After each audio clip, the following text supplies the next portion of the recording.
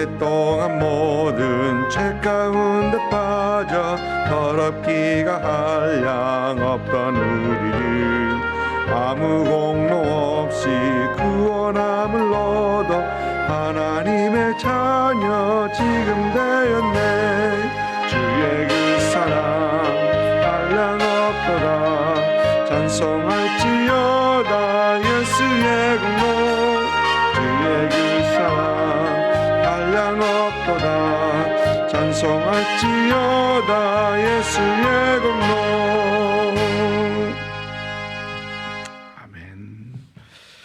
요한복음 8장 21절부터 30절까지입니다. 요한복음 8장 21절부터 30절까지 우리 같이 읽습니다.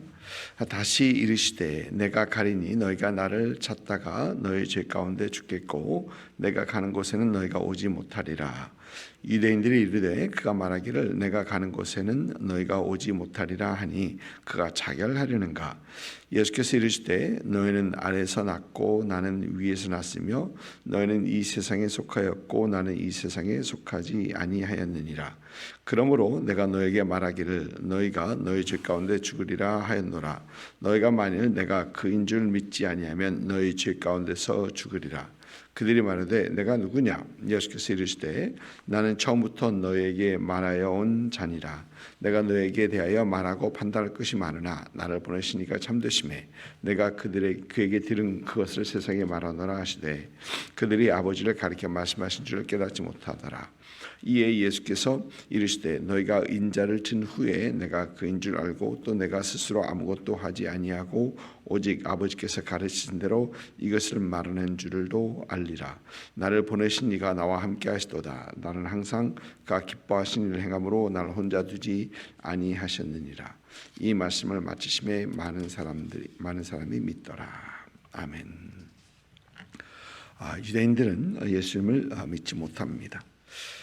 예수님께서는 자신이 그 어느 누구의 증언도 필요하지 아니하심에도 불구하고 예수님을 증언하는 그런 증거들은 많이 있다라는 그런 말씀을 드렸습니다. 세례 요한의 증거도 있고 또 예수님께서 행하신 모든 일들 또 가르치심, 예수님의 가르침도 예수님이 누구신가를 말씀하는 그런 증거들이고 또 하나님의 증언도 있었고 또 성경 말씀도 예수님을 증거하는 것입니다. 이 모든 것들이 예수님께서 하나님 되심 또 예수님께서 메시아 즉 그리스도 되심을 증거하는 것들입니다.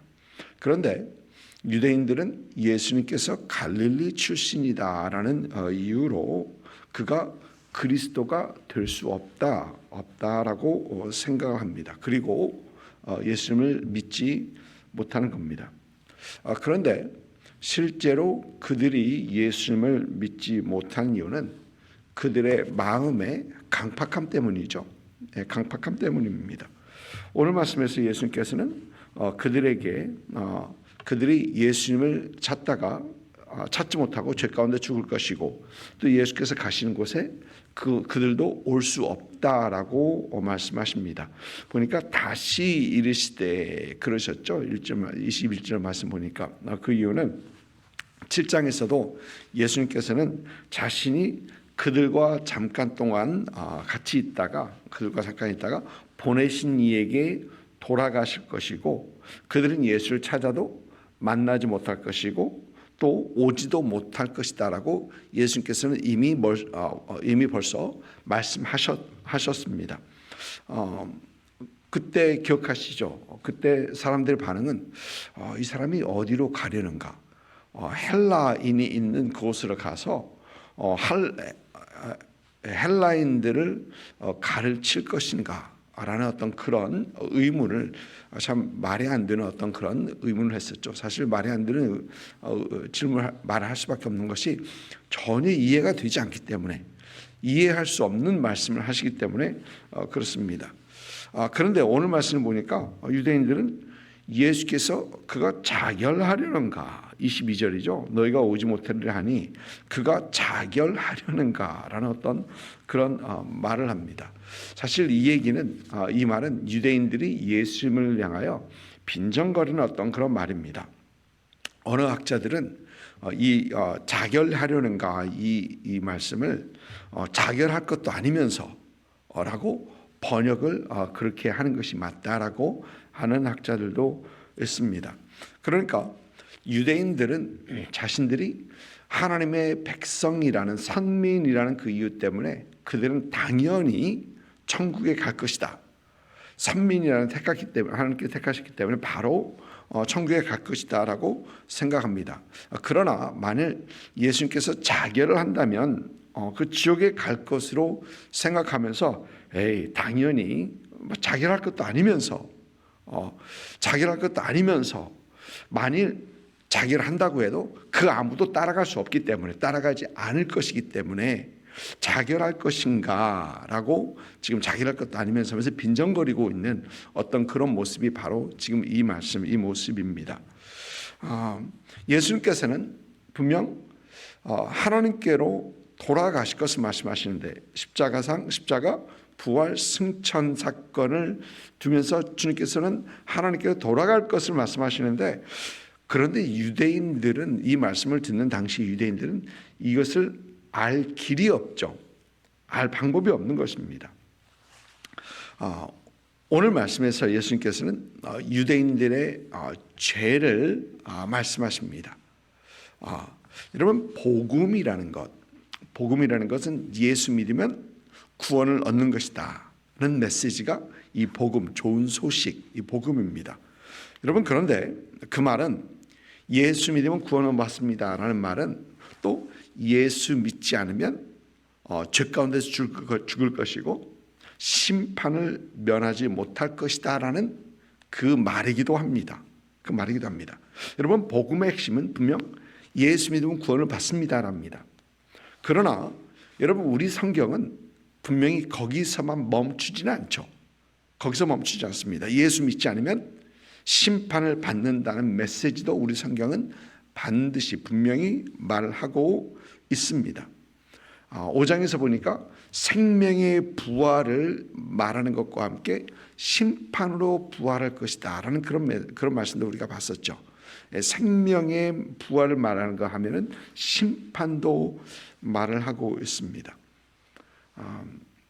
요즘엔 이 죄에 대해서 매우 민감한 세대가 되었습니다. 물론 그 누구도 당신 죄인이요 라고 얘기하면 좋아할 사람 하나도 없죠. 좋아할 사람 없습니다. 그런데도 요즘은 너무 민감해져서 죄에 대해서 거의 말을 하지 않는, 말하면 안 되는 것 같은 그런 시대가 되어버렸습니다. 요즘 옳고 그름도 선이 흐려져서 옳고 그름도 상대적이라 하죠. 나에게 옳은 것이 다른 사람에게는 옳지 않은 것이 될 수가 있고, 또 반대로 저 사람에게 옳은 것이 나에게 옳은 것이 아닐 수도 있다라고 하는 것이 요즘 세대입니다. 그러다 보니까 옳고 그름이 right and wrong이 완전히 흐려지고 없어지는 어떤 그런 사회, 그 기준이 사라진 그런 사회를 살아가고 있습니다. 무엇이 옳은지 무엇이 그른지 말하지 못하고 생각하지 않으려 하는 그런 세상이 되어버렸습니다. 여러분 그렇다고 우리 그리스도인들은 봐라 성경에서 이렇게 얘기하고 있지 않느냐, 우리는 성경을 말을 합니다. 그런데 믿지 않는 사람들은 그건 너의 기준이고 나하고는 아무 상관없어, 그 성경에서 말하는 그것조차 말을 하지 받아들이지 않습니다. 도둑질하지 말지어다. 여러분 우리는 그 어떤 상황에서 남의 것을 도둑질하는 건 잘못됐다고 얘기하죠. 그런데 어떤 사람들은 그 배가 고프면 할 수 있는 거 아니냐, 배가 고파서 훔친 건 괜찮은 거 아니냐. 진짜 그런가요?